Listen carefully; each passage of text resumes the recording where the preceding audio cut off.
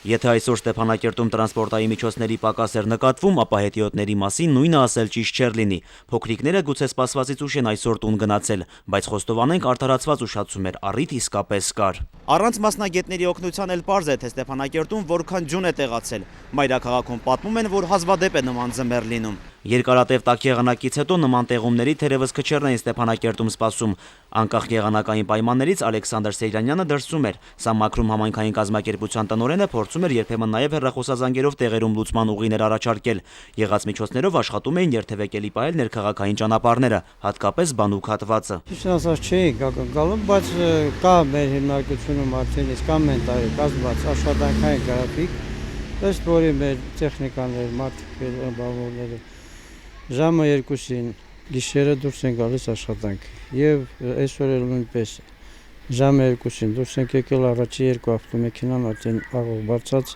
դուրս է եկել քաղաք, 2-ից մինչև հիմա էլ աշխատում ենք։ Ընդհանրապես սա քաղաքի փողոցները մտել ենք, մեր դրա մասին գիտի եւ նույնիսկ մեր ճանապարհային ոստիկանությունը, իրենք էլ են մեկ ուղղակցում եւ գիշերը եւ առավոտը ամեն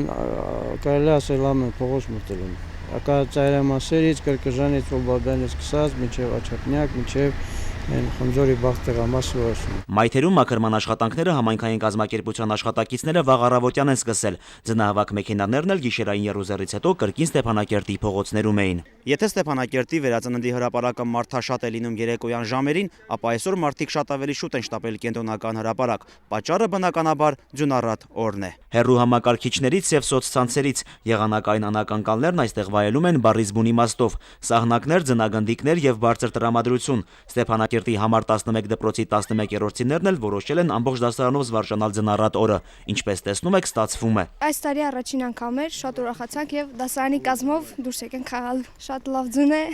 խաղացինք։ Շատ լավ տպավորություններ էին մեր մոտ եւ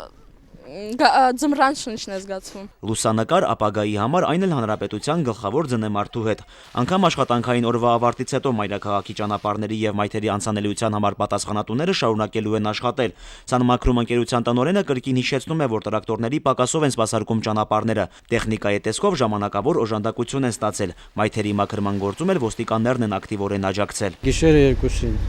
մի 2 ժամ հանգստանալուց հետո 2-ին նորից համար մեկ հայտարարելու հիմնարկությունում 2-ին էլ սկսել ենք մեր աշխատանքները։ Մարդկային ուժը հիմնականում բացում ենք մեր եղած ձյունը ավազը խառնելու համար եւ բարձելու համար ավտոմեքենաները։ Հիմնականում եւ հավաքարարները օգտագործում ենք մայթերի ձյունը մաքրելու համար։ Նարեկ Սահակյան, Աշոտ Գասպարյան, օր